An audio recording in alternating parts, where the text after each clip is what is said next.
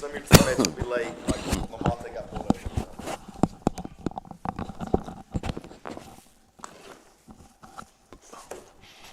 over. Are we on? Coach, when you come up, I'll just hand you these and sit here. When you come up, I'll just hand you these. I'm going to sit over here. Yeah. So we'll roll you in and out. I mean, I can't help you there. You could be like me and don't have hair, you know. You got gray hair. I don't have any hair. I think hair is overrated. Yeah, I'm with you. Bald is beautiful. Well, hi, everyone, and welcome to Matt Ridge's Davidson-Davie Community College Coaches Show. I'm Miles Poole. This gentleman to my right here is the head coach of the Storm and the athletic director here at Davidson-Davie, Matt Ridge. We got a great show tonight coming to you live from Brinkley Gym. We're going to talk about last night's win against Patrick and Henry, and we'll touch on the other 3 wins, Coach, that we've had since the last Coaches Show. Kobe Parker and KT Tatum going to be our featured guest tonight. And then for our special guest, we've got a really special guest, Greg McKenzie, who served as your JV coach and also was an assistant with Robert Kent for your varsity at Ledford, going to be our guest. So we're excited to have Greg here. Coach McKenzie was the first real coach I ever played for and taught me so much about the game and life. So he's a big part of who I am, not just as a coach, but as a husband and father, and I'm so blessed to have played for him. He made me not just better as a coach, like I said, but as a person. Well, we want to remind our fans that we'll be watching and following, who are following on Facebook, that you can ask Coach Ridge or any of our guests or players a question, and we'll try to follow those comments as we move through the show. 6-0. Starting the show out, you're 6-0 after last night's win, ranked number 1 in the nation again in Division II. The conference schedule has been brutal for you guys. I mean, 4 D1 schools. We'll start with the November 9th game, Denmark Tech. They came here to Brinkley, a team we had beaten on the road last year, 81-80, so a real close ball game with the club last year. The first half of this year's game was also pretty close. I think you guys led at the break by 9, but you pulled away for a 102-71 win. They played zone defense against you guys, I think, the whole contest, which is not something that you typically see. What kind of challenges did that zone pose for you in this contest? Well, they do a great job recruiting long athletic wings, and they had a ton of them that can really shoot it and drive it. 3-level scorers, so we knew going into the game we were going to be challenged defensively to be able to guard. And I think throughout the game, our depth and our conditioning really helped us. But at halftime, I really got after these guys to my right about playing with more of a sense of urgency defensively, and we were able to convert some offense off of our defense. And I think the biggest thing was we were in attack mode defensively and offensively. We quit selling for jump shots. We got to the rim. We got to the foul line, which is always something that we think is really important. We want to make more free throws than our opponent attempts. So I was really proud how we responded after halftime, playing with more of a sense of urgency. Yeah, 37 free throws in the game against 26 attempts for Denmark Tech. That's usually that's a good formula for a win there. Next up, Coach, we had our first road game of the season. This was a matchup with a familiar opponent, not in our conference anymore. Wake Tech moved up to D1 a year or so ago. They gave you guys a pretty good battle in this contest, which you were expecting. I think you guys were trailing at the break, but you were able to outscore the Eagles in the second half by 7 to come away with an 87-84 win. What were some things that helped you overcome the halftime deficit there and come away with a victory? Well, first I want to say I was appreciative they were willing to schedule us. Every year I try to schedule as many D1 JUCOs as possible for multiple reasons, one of which when you make it to nationals, playing and hopefully beating D1s really helps your non-conference, in terms of strength of schedule, in terms of what seed you get in the national tournament. So, them playing us home and home was big. We haven't played them in years. And then, of course, going down there without 2 of our starters, not dressing for us was going to be a challenge for our depth. And then Lamonte didn't play in the first half. So, really, we were without 2.5 starters. And for us to come out of there with a win without 2.5 of our starters against one of the best Wake Wake Tech teams they've had in years spoke volumes to me about this group over here. So really proud of how we responded. Lamonte, the second half was unbelievable. I think it was his best half of the year so far. Had 19 points and was very efficient, 19 points. And then I thought the biggest key to that game was rebounding because they're so long and athletic and they're deep. Much bigger than us. But like I learned from Coach McKenzie, it's not how big you are, it's how big you play. It's not the size of the dog in the fight, but the fight in the dog. So really proud of how we rebounded the ball that night. I thought that was key, that we won the rebounding war and was able to get out of there with a big road win. Well, November 16th, we came back to Brinkley Gym. 8 of our 9 first contests are here, which is great. Bryant and Stratton College coming in. You had them down at the half by 15 points. They kind of made a run at you again in the second half, but they came up short. 87-78 win for you guys. Talk about some of the key things in that victory over the Bobcats. I didn't feel like I did a good job in prepping for them because we took some really unforced bad shots and had some really bad unforced turnovers. So, I felt like after, when I reflected on the game, I didn't do a good job as a head coach because I didn't think we played real smart. But I was really proud of Aiden over here. He was an absolute warrior, playing on a bad ankle. He was late in the game, unstoppable. I don't think he missed but one free throw, 12 of 13 from the line. And Lamonte's 13 rebounds obviously were huge as well. So, that's our first conference game. We didn't play our best, but we found a way to win when we didn't play our best. Well, last night you take on Patrick Henry here, and you come away with a nice 94-70 win. All of the starters they scored in double figures. I think your bench had 22 points. So if you look at the stats, I wasn't at the ball game. I didn't get a chance to see last night's game, but it looked like a pretty balanced ball game, a good game for you guys. A young team in that contest. How do you think the group is gelling 6 games into the season? Was it as good of a game as the stats showed? Well, we did have 5 guys in double figures and another one with 8, so we were pretty balanced last night. But I wasn't real pleased with our sense of urgency in terms of defensively getting after people and denying and creating offense off of our defense. And then we had some silly turnovers, careless, which we've got to clean up, and just missing way too many layups again. We got to finish around the rim. So those were 3 things we addressed today at practice, and I hope the guys on my right got the message. We got to play with more of a sense of urgency, and I think they got the message today because today was not an easy practice, mentally or physically. It looks like they're physically drained, and they're very quiet tonight. So, yeah, I think you may be right. All right, so we mentioned it before. You guys 6-0 now. You're 1-0 in conference play. I know we're early in the season, but if you would just touch a little bit on the conference, how things stack up at this point. Well, it's early, Miles, obviously, but you got Cleveland down the road, 2-0, undefeated in league play, and they've got an incredible roster, so that's going to be a big-time game. We don't play them until after Christmas. But Catawba Valley is also undefeated in league play, I believe. This is the best Catawba Valley team they've had in Hickory in years. And then you got your normal opponents like, even though, Fayetteville Tech's not winning a ton of games right now, they're really good, and they're really well coached. And so we play them next Tuesday. They're probably one of the best 0-3 teams in the country. All 3 of their losses in league play were close, including last night. So they're dangerous from this respect that, if you overlook them, they could beat you.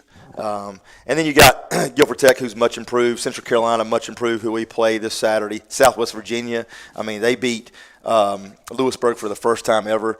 So you got some teams that aren't traditionally as good beating teams that are traditionally good. So it's going to be an interesting year. Got a team that has been in our conference. Actually, this year I think it's a gap year for them. I think Lenore Community College kind of evaluating that program, and they're not playing this year. That's correct. Taking a year off. The word is they'll probably be back in a year. Okay. Well, as we do every show, we're going to break, and we'll come back to talk to Coach a little bit later. We got a special guest for you now. We're going to talk to Greg McKenzie, Coach Ridge's former JV high school coach. Also, Coach has coached at East Rowan, I think, maybe Northwest Cabarrus and Southeast Guilford. Yep. So we're going to bring up Greg McKenzie.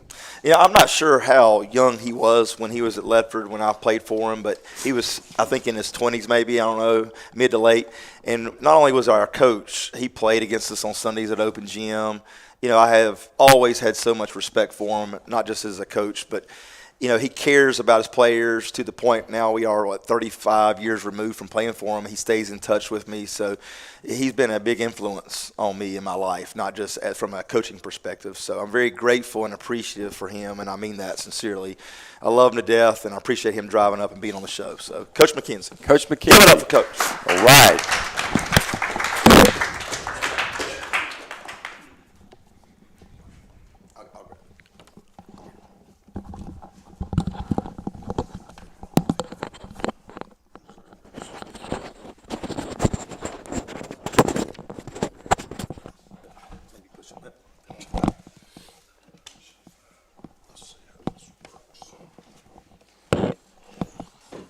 I'm trying to pull up. We've got some comments coming in too, Coach, as we get the headset on there. I'll try to get those pulled up, and we'll look at those. Candace Clegg Ridge, Kip Childress, a couple other people watching. Jeremy Ritter, former Storm great, says, "What's up, Coach? Tell them D1, D2, D3. It doesn't matter. Storm all the way."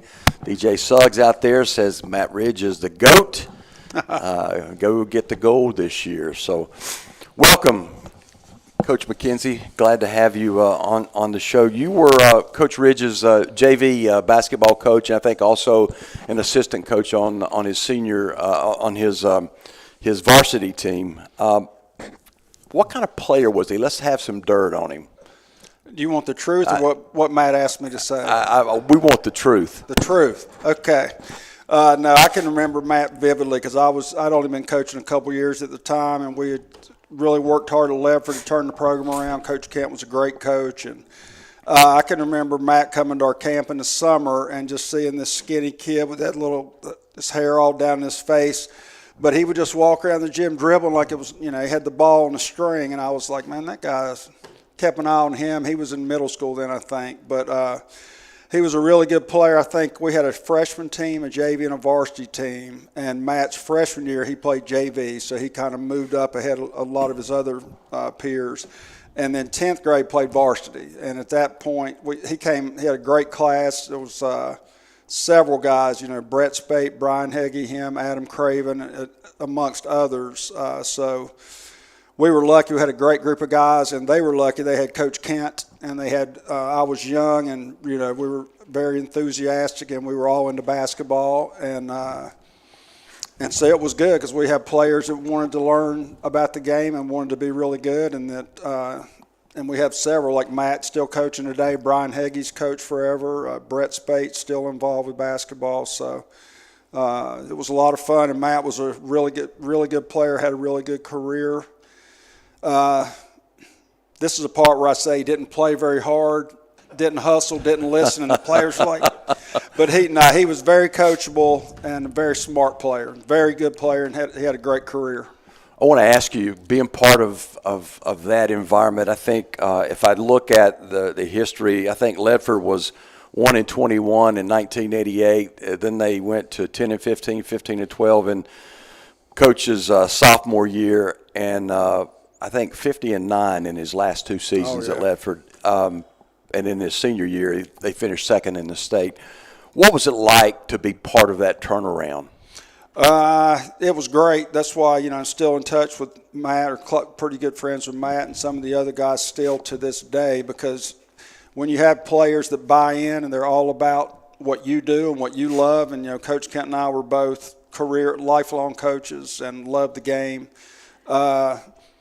It was a lot of fun, but it took a lot of work, and those guys were talented. But at that time, Coach Kent was willing to put in the extra time. We started a freshman team, and I'd get there at 6 in the morning. We practiced the freshman before school, then have JV after school, then varsity at night. So I might not get home till 9:30 during my first few years there, and Coach Kent was the same way. So we put a lot of time in, and it paid off. And their junior and senior year, Matt's junior and senior year, they were awesome. So it was a lot of fun to watch them. Well, you mentioned Robert Kent, Coach Kent, Hall of Fame coach. What was it like, and what were some of the things that you learned working with him? Coach Kent and I were a perfect combination because he was, kind of laid back, really smart, very confident. The player, he was very very low key, and I was like the young wild man. You know, I was 100 miles an hour, so we complement each other very well. And he let me coach. You know, he didn't have too big of an ego. Sometimes coaches don't let their assistants coach enough because they're worried they're not secure enough in what they're doing. But Coach Kent was very secure, and he let me coach, and that helped me in my career. And yeah, Coach Kent, I don't know what it is about Coach Kent. You know, he's just he's wise. He's a great person. He's a great role model. You know, I was lucky to have him as my mentor, because there are a lot of guys that Coach Kent's just a high character person. You know, man of faith. Was a great teacher. And so that really influenced me a lot, because if I could have come out of college and ended up with someone that wasn't quite like that, and it would have, I definitely would have gone down a different path as a coach. So I was lucky, and the players were all lucky. You know, the whole community at Lefford was lucky to have Coach Kent and Coach Rawls, the girls' coach. You know, they two great were, ones. Yeah. Oh man, and those were my mentors. So I was very lucky, and just like the players at Lefford, very lucky. Well, Coach Ridge speaks very highly of you, Coach McKenzie, one of the first coaches that influenced him both as a player and now as a person also. Provide our listeners, if you would, some feedback on watching Matt grow from playing for you and Coach Kent to his coaching career over the last 30 years. Yeah, it's amazing. Because like I said, I could remember him from when he was in 8th grade, coming on up, watching him through high school, and then at Carolina, playing JV at Carolina for Dean Smith. And I was a big Carolina fan, so I loved that. Watching him play in a blue-white game one year was a lot of fun. He got to be around great people there, great coaches. And then when he got out of school, starting his coaching career, I'm going to get all the schools backwards, but East Davidson, High Point Central, then Guilford. Who am I leaving out? Is that it? But it was great because Matt would come along with me and Coach Kent and everybody else would go to coaching clinics, and we'd have our own clinics and talk basketball all the time. And that's when Matt learned that. And I used to tell Matt, because if I drew something on the board, he would try to come up on the board and do something that's better. I was like, look, whoever has the pen last wins. I mean, that's how it was. He was competitive. He was always competitive. It was hilarious, some of the stuff we talked about. But and just to watch him then to go on to Guilford and do all the things, and to put all the time in at Guilford, and then to come here and start a program. And he's built, what program in the country is better than this one? At any level, it's incredible what he has done here. Every year you have a new team. Every year you're bringing 8 or 10 new guys. And by the time you watch them play, I watched them play Saturday, they all know what they're doing. They play as a team, and they have to learn a brand new system. They have to play hard, and it is hard for the players. But as a coach, every year to be that consistent, for your teams to be that successful, it's not like they have some tremendous advantage over their opponents, somehow at Davis Community College. They have him. That's what it is. And so I'm proud of Matt. It's been awesome to watch him, and I'm not surprised by his success, because he's a great person. They're lucky to have him. You after you left Lefford, you were head coach for a couple of schools, Southeast Guilford, as we mentioned, Northwest Cabarrus, and also at East Rowan. What made you, or what drew you into the coaching profession? It's one of these things. Some of these guys will go to have the same. It'll happen to them in their lives too. But basically, I loved basketball. I played football and basketball at Southwest Guilford. Then I played basketball my first couple years in college. And I remember even, when I was leaving college, trying to figure out what I was going to do. I was a PE major, and I was like, I know basketball, I know sports, so that's what I'm going to do. I'm going to coach. That's what got me into coaching, because it's just something that I was fanatical about in growing up always, and in college when I played, and I was always really into it. So that's what got me into coaching. And again, then I was just incredibly lucky that I started out with Coach Kent. Really, I was really lucky. So, and then but I mean, I've just always loved it, and you know, you can have it. It's fun working with young guys or young people, and my goal was always for the product to be better than the sum of all the players. You know, you want your team to be better, the whole to be better than the sum of the parts, and just helping guys get better. You know, that's the whole thing, is watching your team get better, watching your team improve, and seeing guys or players do things they didn't think they could do, you know, when you started working with them. You talked about playing college ball, so Chowan College and Greensboro College, I think, for basketball. Talk a little bit about that experience. These guys certainly can relate. Oh, yeah. How did that shape the way you approach coaching? Well, I think, you know, Chowan's a junior college, so it was when I went there. It was a junior college then. And what you know about guys that play JUCO is they love basketball, because everybody grows up wanting to play at Carolina or Duke, and by the time you're junior, senior, a lot of times you start to realize, you know what, I might not play at Carolina or Duke.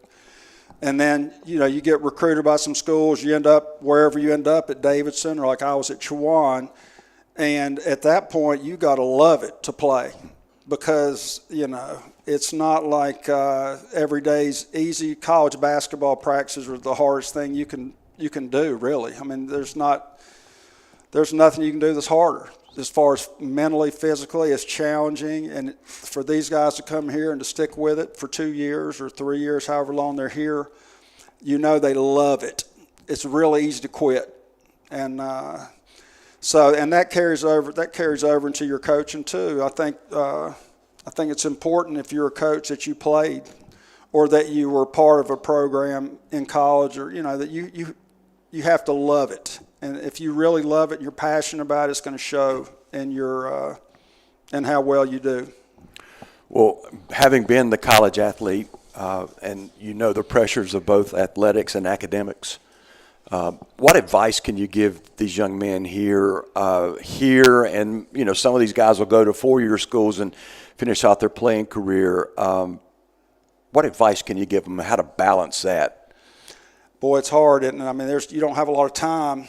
That's the hardest part, is time management, I think, and that's a good thing, because I know if I wouldn't have played basketball in college or my first few years, I might not even graduated, because it's easy to just to waste time, procrastinate. But if you're part of a team, you know, you've got you've got other guys doing the same thing as you. Hopefully everybody knows when they got to study, they got to get their work done.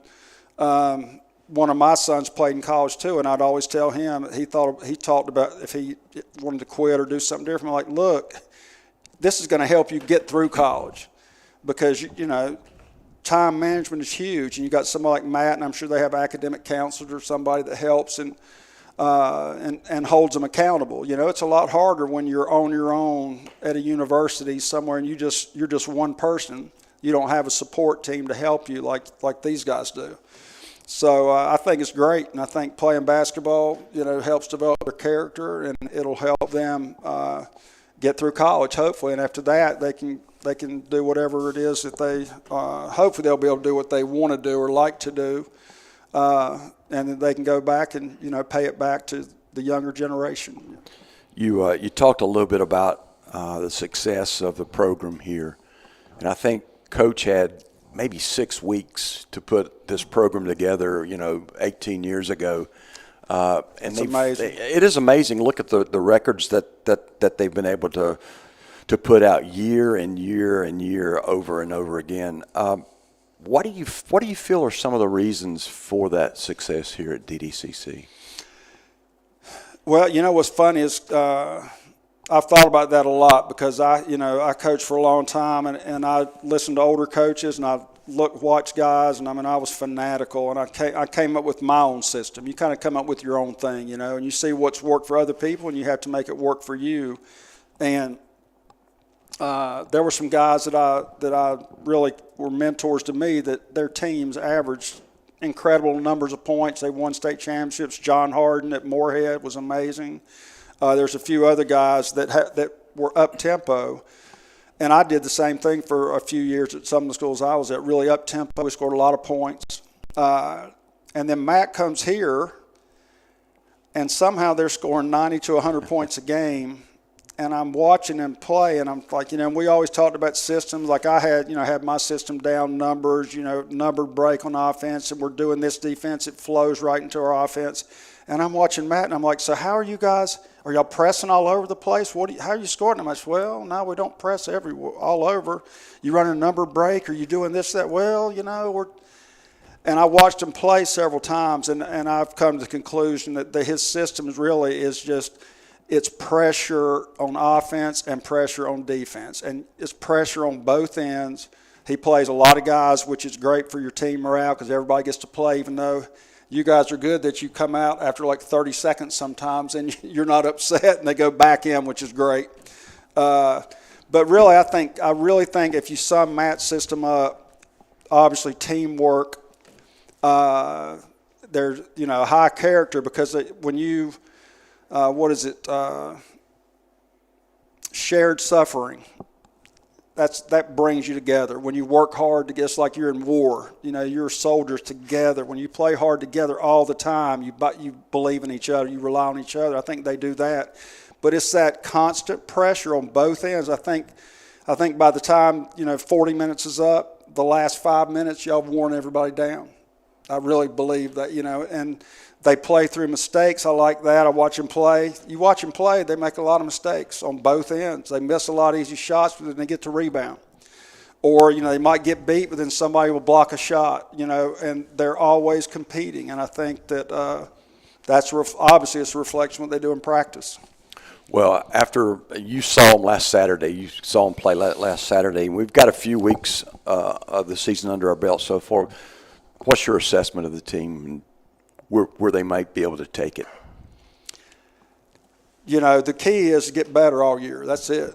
Every year, that's what you want to do. That should be your goal as a coach and as a player. You want to play your best at the end of the year. And Matt they've done that at Davidson Community College or Davidson, the Storm. They've done that. That's my big thing. When I always talk to Matt, I'll just say, I'm always like, you just want to play your best at the end of the year. You want to be your best. We used to say peak for the playoffs. There's a million sayings, but that's what it's all about. It's getting better. And, if you go undefeated along the way, that's fantastic, but the most important part's the end of the year. So I think and just, they're already having some adversity with these guys missing some games, and I'm sure there'll be some ups and downs and injuries. Somebody will be sick. Somebody else will have to step up and step in for somebody else. But that just builds a character of your team, and we want to see them. We want to see them win the national championship. They keep getting there. I want to see them win it one year. I think they can. This could be the year. Well, Coach, thank you for coming out here and being our guest. Yeah. Greg McKenzie, a hand for Greg, please, for Coach. Nice job. Thanks, Coach. Great job. Kevin Gardner's watching, says he played for Coach McKenzie his freshman year at Lefford. One of the great influences in my life about hard work and commitment to getting better. So, all right, Kobe Parker now stepping in. Hi, Kobe. Yes, Kobe, a 6'1" sophomore guard out of Ragsdale, Jamestown, North Carolina. Had a good night last night, 11 points, averaging a little over 9 points a game this year. We will talk about the season, but you are one of the returning players from last year. Tell us a little bit about your first year experience here with the Storm. I feel like I had a really good year. I learned a lot, not just from a basketball standpoint, but about myself as well. What was your favorite memory playing for the team last year? Probably first game of the year against Central Carolina. I had a great game. I was really confident, and yeah. Were there specific things, Kobe, that you worked on over the summer during the off season that you said, I've really got to get better at this one thing for my sophomore season? Yeah, just being tougher. I was in the weight room a lot, eating the right foods, and just trying to be tougher, not just defensively, but offensively too. What's your role on the team? How's it changed this year, you think? I'm having to step up, be a leader, not just vocally, but setting an example for my teammates, for the younger guys who need to know what to expect. Well, starting the year out, you've been a little banged up. I think you had a little bit of an injury. Tell us what that injury was and where you are from a recovery standpoint. Day before the first game, rolled my ankle pretty bad, but as of the past week, it's feeling back to normal. Swelling's gone down a lot, so I should be back to normal. Specific goals that you've got to accomplish this year? I just want to be consistent, contribute to the team, and then win the Natty. How do you feel about this group of guys over here? I feel like we got a great group. We all got a lot of chemistry together. Got a lot of talent. As long as we buy into what we do here, we should have a great chance to win. What's your relationship like with the coaching staff here?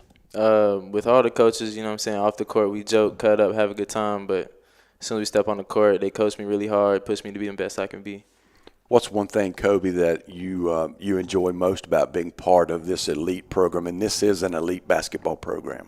Just the amount of resources we have here to be better, from the gun to the weight room to how we prepare before games and just the family aspect of everything. Do you have any pregame rituals that you go through before a game? Anything? Yeah, before every game I eat a Snickers. Okay. The small Snickers or the big Snickers? The big one, okay, for sure. all right. The big and I got to ask you, do you have a nickname? Nah, I mean, they call me Code, but okay, that's about it. All right, well, great job. We appreciate your contributions to the team. Looking forward to a great season. Yes, sir. Thank you. Kobe Parker, very well-spoken young man there. Let's bring up KT Tatum now, 6-foot guard out of Charlotte. KT, welcome to this side of the camera. Yes, sir. Yes, sir. Yeah, KT was redshirted last year and right now recovering from some off-season knee surgery. Hopefully the recovery's going well there. Talk a little bit about your first year last year. How tough was it for you not to be able to get in a Storm uniform and get on that floor? Honestly, it might have been one of the toughest things I've ever done in my life. As some of my friends know, my boys, I don't watch basketball. I watch highlights and stuff like that simply because watching basketball for me, it gets something in my heart, and I'm like, man, I got to get out and play right now. Sometimes you can't, and so that really happened all throughout the whole season. Watching my guys on game day. Of course I did practice. Well, I was able to get better, but watching my guys on game day, as much as I was cheering for them, it really did hurt on the inside because I was like, I want to help them and be on the court. But yeah. Well, though you were not able to play, I'm sure there were things that you took away from last year's experience. Oh, for sure. I mean, when you're on that side of the court, watching and not actually in the mix, you get to see many things from like a very different perspective. You get to see, how this defense could be broken down, how details do matter, this and that, stuff like that. So you really get to just see it from a different perspective, which I think also helps when while you're on the court. So I think that redshirt year was definitely a blessing in disguise. Coach Ridge speaks very highly of you as a leader. And in what ways do you lead since you're not able to play? I'm curious. Honestly, I'm a pretty vocal person on the basketball court, off the basketball court. I'm pretty reserved, but when I'm in a basketball court in the gym, I like being out there. I like stepping outside my comfort zone in a lot of ways when I'm out there because this in the gym is where I have my most confidence. So I just like being vocal, and I'm older, so I do get to help my teammates in some different ways other than basketball. So I just like being that helping hand. Well, I had the pleasure of sitting with you and your family at the spring banquet, athletic banquet last spring. Just a great time. You're unable to play. I know you were really excited about being able to get back this year and getting on the court. Unfortunately, you had that knee injury in June. Tell us a little bit about the injury and how your rehab's going. I unfortunately did it at the YMCA. So, that's like the, horror story of all basketball players. Something stupid happened at the YMCA, but I like playing basketball. I can't really stop myself from playing basketball, so it did happen. Went up on a layup, kind of came down wrong, and just tore my ACL, meniscus, and sprained my MCL and LCL. So, yeah, it really hurt mentally. Kind of got pretty depressed after that, knowing, because I won't be able to play basketball to my fullest extent for 8-12 months. So, yeah, it just sucked. But, of course I wanted to come back to the school because I really could have just stayed at home, worked on myself. But, man, I love this group of guys. I love Coach Ridge. I love this program. So I just wanted to help as much as I could while I'm waiting as well. So how is the rehab going? The rehab's going great. I'm 4 months in. Just started back jogging. So in a couple, maybe a month or two, Coach Ridge is definitely going to see me on the court running them sprints. He's going to get on me just like how he does, but I can't wait for that. Yes, sir. Is there a chance that you'll suit up this year? I'm gonna knock on wood. I hope so. That's that 8 month will be around national time, but I will be practicing before then. So, You know, if everything falls in place, maybe, but I also don't want to rush anything. Yeah, you need to do it right. So not playing right now. So describe your role on the team this year. Just an off the court leader. I mean, I just really just love to help these guys. You know, I see so much potential in this group of guys, so much skill, just individually. Like even just like other than last year, these guys are really, really talented, and this group of guys are really young, just compared to last year, and they just seem like they really do want it, each and every one of them. And I love that for them, and I really want them to go as far as they want in life. So how do you think this team's going to what do you think about the team so far? I mean, we're only 6 games into the season, and I know they had a rough practice today. Yes, sir. What do you think about them so far? Like I said, and just we compare this team to last year's a lot simply because I was here last year, and this group of guys is just I mesh with them so well simply because they're great on and off the court.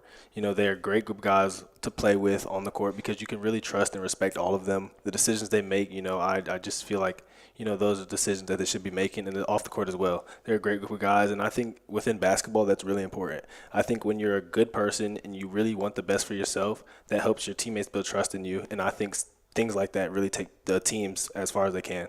One thing I think you guys do that I'm really impressed at, there is so much history here, and, you know, we talk of the greatness and all of the records, and you know, you see it year over year in the Final Fours and the banners that hang in Brinkley Gym. You know, you're ranked #1 in the country, but you guys don't really – that stuff doesn't really affect you guys. You're able to kind of block that out and stay focused, aren't you? For sure, yes, sir. I mean, it's just – I mean, we were brought into this atmosphere, so we don't think anything of it. We haven't really been anything lower than, you know, up here. So it's just something we come to every single day, and just we have to work to, you know, obtain and keep. But it's just something that we just brought into. Coach Ridge told us about it, and we are like, okay, that's who we are, and that's what we're going to be. So, yeah. So what do you want to do, KT, after DDCC here? You know, just hopefully, you know, get back on the basketball court. I do want to transfer out to a 4-year, play 1 or 2 years, obtain my bachelor's, whether it's online or in person, and just hopefully get overseas, make some money. You know, I've been playing this game for a minute, so I do want to make some money off this game. You know, just a cent would help, but just anything, yeah, and then just you know, achieve a lot of my dreams that I had when I was little. So, yeah. Well, we got a guy playing overseas right now in Germany, and Zy Dawkins, and he's doing very, very well. So keep your eye on that and keep working hard, and hopefully we'll be able to see you in a Storm uniform soon. Again, great attitude, and that's one thing I really like about you and pull for you, KT. Appreciate it. So thank you, sir. Thank you. KT Tatum. Thanks both to Kobe and to KT. Nice job. All right, Coach, let's check our time here. Oh, we got some time. All right. Those two guys are so well spoken, and they're both such high character, which Coach McKenzie talked about. And you know, it's hard to put into words how much I really love these guys. And you know, at the end of the day, it's about their growth, and not just in terms of winning on that court, but off the court. And KT has grown so much in his year and some change here, and Kobe as well. So just blessed to have them a part of Storm basketball. Really, really blessed. Agreed. All right, let's talk about some upcoming games. We got a few games on our schedule. One of them next Saturday, this coming Saturday, 3 o'clock here at Brinkley against Central Carolina. Now, they're much improved from last year. This is a team, I think they sit at 3-3. They had a big win over Fayetteville Tech. They lost last night to Lewisburg, but they're certainly an improved team from last year. What can we expect from Central Carolina matchup? Well, their starting five is as good as anybody in our region. They're really, really talented, 6'4", 6'5" guards that can shoot it, drive it, three-dimensional guys. I mean, you know, so their starting five is going to be a challenge to guard, but I'm hoping over 40 minutes, you know, like Coach McKenzie said, our conditioning and our depth should help us, I hope. We're going to get after them, hopefully defensively. But Central Carolina is really talented, and they're playing at a high level. All their losses were close, so they very well could be undefeated. After Central Carolina, Coach Brian Hurd brings his Fayetteville Tech Trojans to Brinkley, I think, for November 26th contest. Yeah. Now, they're off to a little bit of a slow start. They lost at Guilford Tech last night. But the Trojan Storm games are always very, very close. Have you had a chance to look at any of their games or scout them yet? Oh, yeah. I've seen them in person several times. Traditionally, they're one of the best teams in our region. They've been ranked in the top 25 the last several years. And regardless of what you can throw records out when we play them. I mean, the games, as you well know, Miles, have been close for the last 7 out of 8 games we've had with them. So Hurd and I are good friends. That's no secret. I think a lot of him. He does a great job recruiting. He does a great job with his culture and coaching those kids. So they're going to come in here and they're going to give us their best shot. I have no doubt about that. So we're going to have to be at our best to beat them. Well, then December 4th and 7th, we got 2 contests. We play Catawba Valley here, and then we go on the road to Southwest Virginia. Both of those teams putting up a lot of points. I think Catawba Valley is second in the nation right now. They're averaging about 105 points a ball game. What challenges do the Red Hawks and the Flying Eagles pose for us? Well, like Central Carolina, Catawba Valley's got one of the best teams they've had in a long, long time. I mean, they're averaging an insane number of points. It's around 100, I believe, 90-plus points a game. And then Southwest Virginia, they beat Lewisburg for the first time in the history of their program. So they're obviously improved. So it's kind of like every time you turn around, everybody's improved. So, it's like we tell these guys over here to my right, if you're not getting better somewhere, somebody is, and when you meet them, they'll beat you if you don't continue to stay humble and improve. So every night in our region is going to be a dogfight. We know that, and our preparation should give us supreme confidence on game day. And I think today we got a lot better at practice, and tomorrow we got to do the same thing for Saturday's game against Central Carolina. Well, we take a break from conference play on December 11th, and we all like this game. We circle it on the schedule every year. It's the trip down to Pinehurst for matchup with Sandhill. Tell us a little bit about this game and really the rivalry there. Well, that history probably doesn't need any. Everybody knows it's the Carolina Duke of Region 10 junior college basketball, and these guys, to our right, haven't been a huge part of that because they've only been here 1 year in some cases, but. They'll get the feel when they walk in the gym that night because you can cut the tension in the air. It's a neat atmosphere. A few years ago, as you know, ESPN flew in and had it on ESPN Plus. It was the number 1 viewed game of ESPN Plus junior college basketball for the entire year. They're ranked 5th in the country right now in D3. We're ranked number 1 in the country, D1. So they'll probably move up a few notches between now and then. So you'll have 2 top teams in the whole country playing against each other that night. That ESPN game was a January 1st New Year's Day game, I think, if I remember right, and we beat them, which was always nice. That was fun. It's fun to be a part of that. I mean, it'll be a sold-out game. That game, they pre-sold tickets. So I think you guys came down there, did a little show outside, hyped it up. Yep. And I will just say this, and it's so true. There's so many people like yourself and Tim Gwillem over here that are behind the scenes working diligently to help us be who we are. And I'm just so appreciative for you and Tim and everybody else that makes us who we are.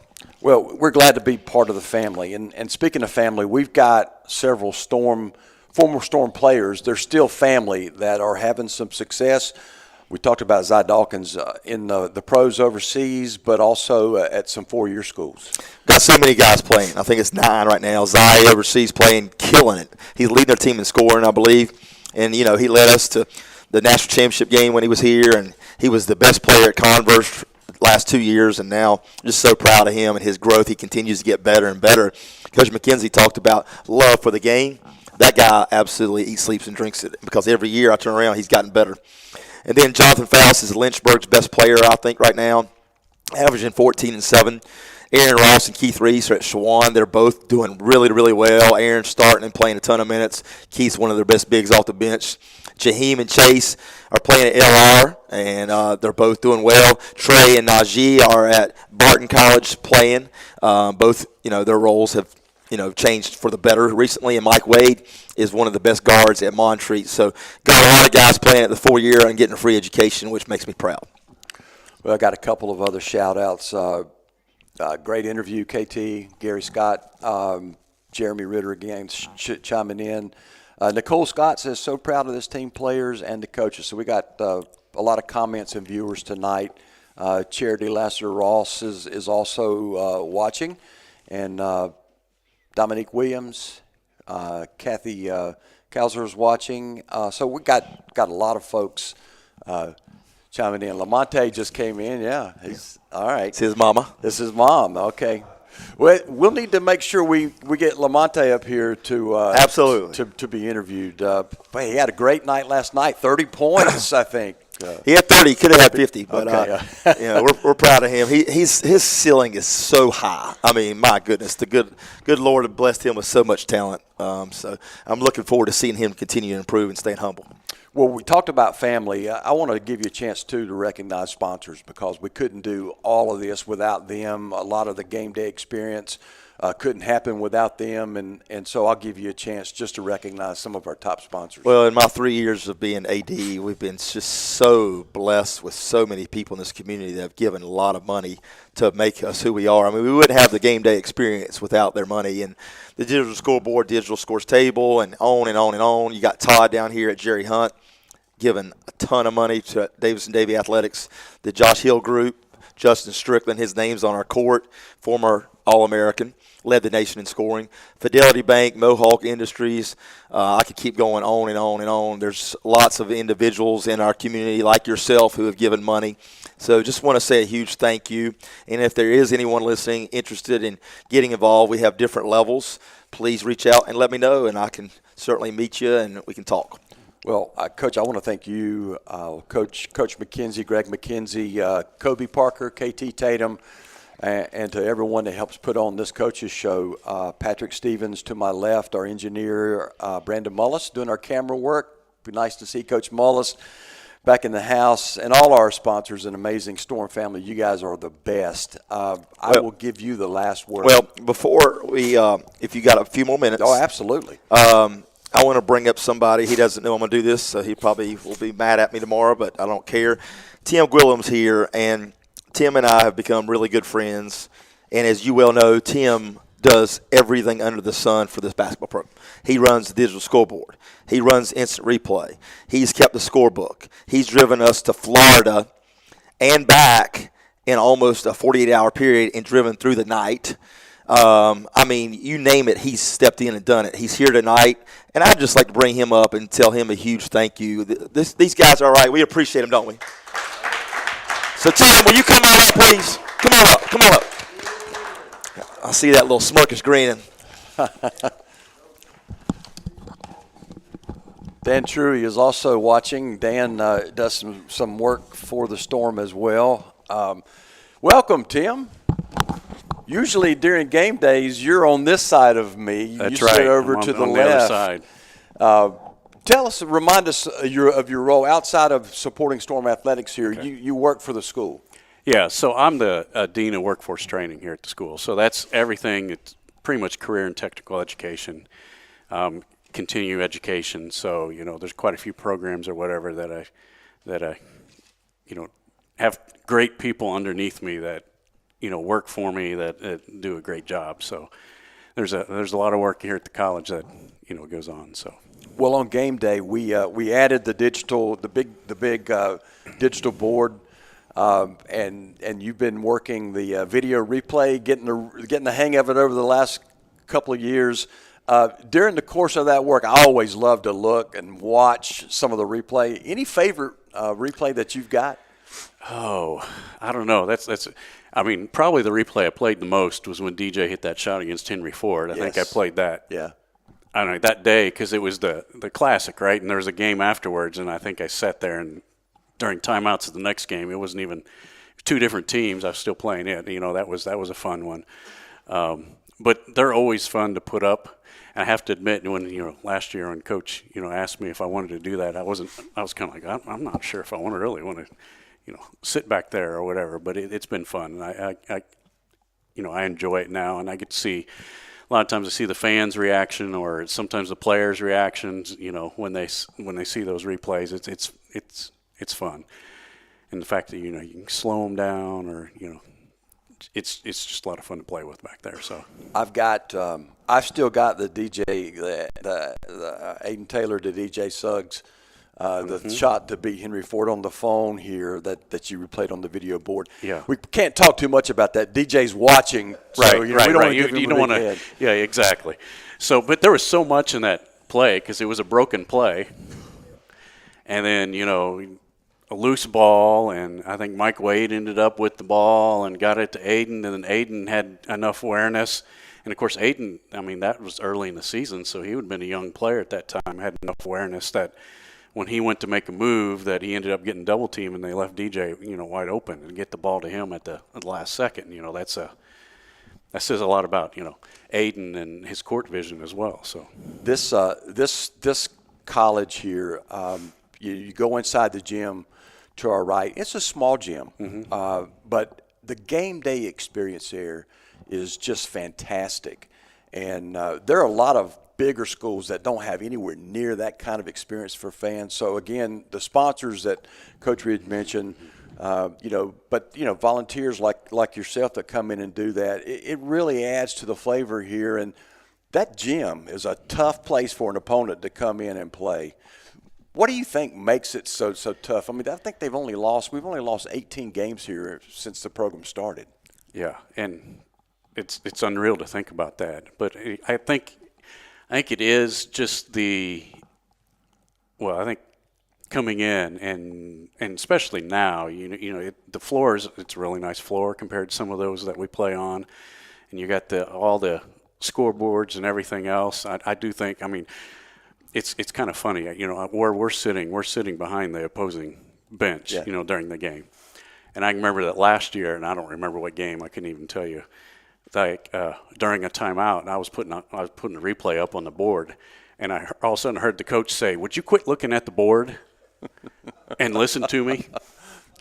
So I think those add to it, but then also, you talk about the fans being right there on top of everybody, and of course you have to give a lot of credit to the guys that are playing, that they're buying into it and doing what they need to do, and that they deserve a lot of credit too. We do get a chance to hear some of the opposing coaches and players because they are right in front of us. Like you said, a couple of games ago, I remember one of the coaches at one of the timeouts had his team in the huddle, and he says, "Yeah, these guys are ranked number 1 in the country. You're playing like you're afraid of them. Are you afraid of them?" So yeah, we've heard that a few times already this year in the huddle. So that not that they're number 1, that you expect them just to do this because you walked out on the court, they're number 1. They're not gonna, they're not afraid of you.